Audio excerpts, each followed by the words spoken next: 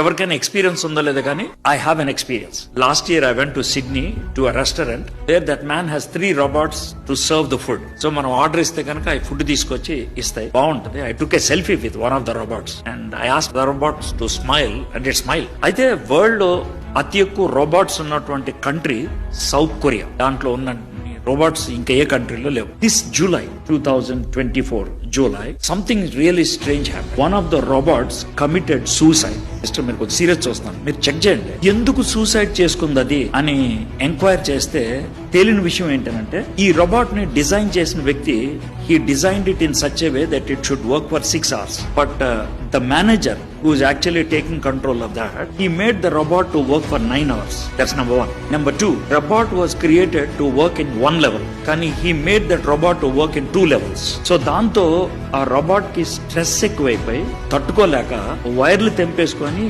మెట్ల మీద నుంచి దూకి చచ్చిపోయింది.